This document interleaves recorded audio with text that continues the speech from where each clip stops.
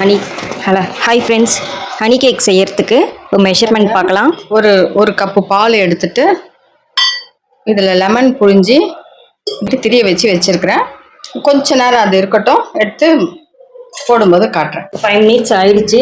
இப்போ இதை நம்ம லெமன் போட்டு வச்சோம் பாருங்கள். அது இப்போ நல்லா பிளெண்டரில் அடிச்சிக்கலாம். எண்ணெயும் வெண்ணையும் கலந்து வச்சுருக்காங்க, அது ஒரு கப்பு சேர்த்துக்கலாம். 200 கிராம் இருக்குமாம். அது நல்லா பிளெண்ட் பண்ணி எடுத்துக்கலாம். சர்க்கரை பவுடரு இதே கப்பில் 200 கிராம் இதே கப்பில் ஒன்று போட்டிருக்காங்க. அதுவும் 200 கிராம் தான்.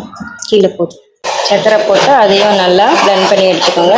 கரண்டி வச்சு கூட நீங்கள் மிக்ஸ் பண்ணிக்கலாம். பிளெண்டரு வேணும்னு அவசியம் இல்லை, கரண்டி வச்சு கூட. வெனிலா எசன்ஸு ஒரு அரை ஸ்பூன் எடுத்துக்கோங்க. வேறு ஃப்ளேவர் வேணுன்னா கூட வேறு ஃப்ளேவர் வெனிலா ரோஸ் எசன்ஸு அது கூட சேர்த்துக்கலாம். எசன்ஸ் இல்லைன்னா நீங்கள் ஏலக்காய் தூள் பண்ணி அந்த ஏலக்காய் தூளும் சேர்த்துக்கோங்க. இப்போ இதில் 200 கிராம் மைதா மாவு, 200 கிராம் மைதா மாவு, அதான் ஒரு கப் அளவுக்கு மைதா மாவு. கப்புனா இதில் ஒரு கப்பு, ஒரு கப்புக்கு கொஞ்சம் மேலே வரும். இதே கப்பு தாங்க. நம்ம எந்த சர்க்கரையும் எண்ணெயும் மெஷர் பண்ண பாருங்கள், அதே மெஷர்மெண்ட் தான் எல்லாமே. 2 ஸ்பூன் பால் பவுடர் இருந்தால் சேர்த்துக்கோங்க, இல்லைனாலும் பரவாயில்ல. டேஸ்ட் ஒன்றும் டிஃபர் ஆகாது, நல்லா தான் இருக்கும். இது பேக்கிங் சோடா அரை ஸ்பூன் சேர்த்து. இது பேக்கிங் பவுடரு இது 1 ஸ்பூன். நல்லா ஜலிச்சுக்கோங்க. பாருங்கள், இதை நல்லா மிக்ஸ் பண்ணிக்கோங்க. இது மாதிரி ஒரு கரண்டியோ இந்த விஸ்க்கு இது மாதிரி வச்சு நல்லா மிக்ஸ் பண்ணிக்கோங்க. ஆனால் ஒரே பக்கமாக மிக்ஸ் பண்ணணும், அதுதான் இதுக்கு முக்கியம். அந்த பதம் தான் முக்கியம்.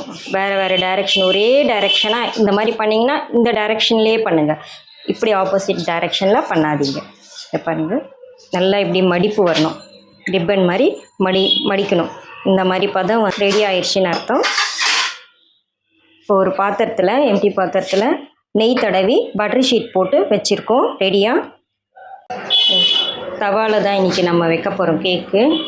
அதுக்கு நல்ல ஒரு கனமான தவா வச்சுட்டு, கொஞ்சம் யூஸ் பண்ணாத பழைய தவா இருந்துச்சுன்னா அது எடுத்துக்கோங்க. அது வச்சுட்டு ஒரு 5 மினிட்ஸ் ஹீட் பண்ணிக்கலாம். ஹீட் ஆகிட்டுருக்கு. 5 மினிட்ஸ் பட்டர் ஒரு பாத்திரத்தில் நெய் தடவி பட்டர் ஷீட் போட்டிருக்கோம்.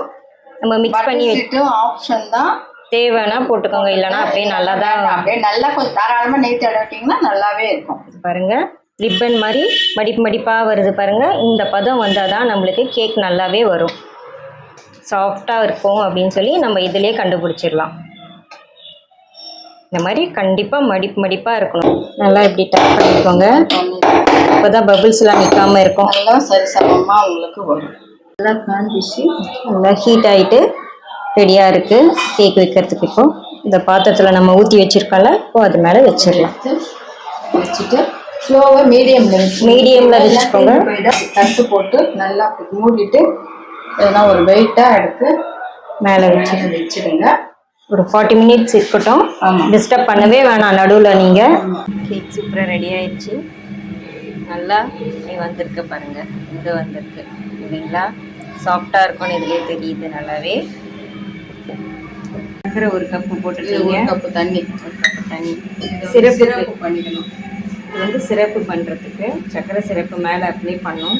அதுக்காக ஒரு கப்பு, இந்த குட்டிக்கு 1/4 டம்ளர் தண்ணி சிறப்பு பண்ணிக்கலாம் கேஸில் வச்சு. இப்போ ஒரு டேபிள் ஸ்பூனு தேன் ஊற்றிக்கிறாங்க. நல்லா காஞ்சி வந்துச்சு. இது கொஞ்சம் ஆறட்டும்.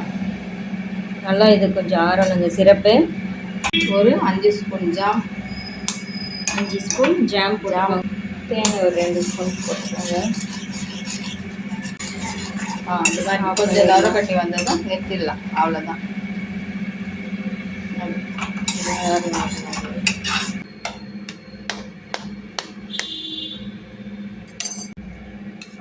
நம்ம செஞ்ச அந்த சுகர் சிரப் இருக்குது பாருங்கள்.